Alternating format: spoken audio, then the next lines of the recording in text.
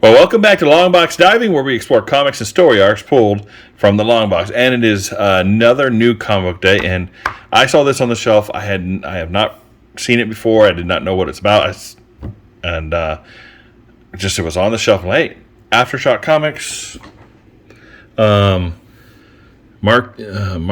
Stravonic and Sensei Bavanik, I think. So it's called Cross to Bear. Now,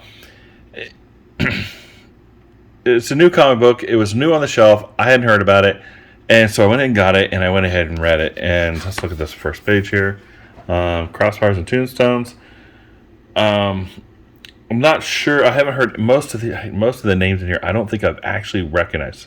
There's a few in here that I do, but most I do not. And the art is okay. And this looks kind of like art from League of Extraordinary Gentlemen. You know, it's pretty good. I like it. It's not bad. The only issue I really had with this comic is I wasn't, and I still am not, exactly 100% sure of what's going on. There's a lot of scenes in here. Right here. It appears to be in the first person. And I can't say I've actually seen a comic do that before, where we're actually looking through the eyes of somebody within the comic, going from a first-person shooter-type viewpoint here. As you can see, it specifically has a gun. And we kind of have that all the way through here until we get, here's some shots where first person, but that's not a first person. So I'm assuming that hand is that guy's.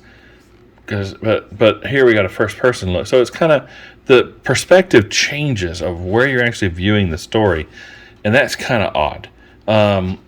Reading it, I found myself skimming over a lot of it because I wasn't 100% sure. And so I'm not 100% sure what was going on, what was happening, who was doing what. I'm not sure even what the story is at this point. I could probably read it again and try to figure all that out.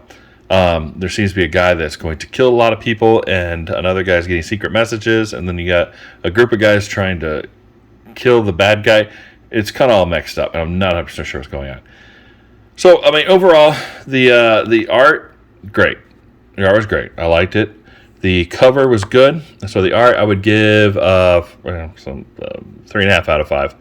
The cover, again, I liked how this looked. The names here, everything looked good across the bear, all that across the top. So I'd give that again a 3 out of 5. The story, I would give a 2. I don't know 100% of what's actually going on in the story, which is a big part of why we have a story. But I think it has potential. It's set back into Boston, 1889.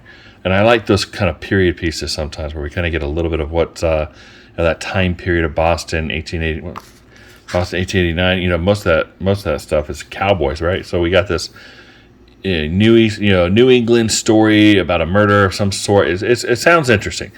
The execution of this first book wasn't 100% for me. So I probably will give it a book to a chance just to see where it goes.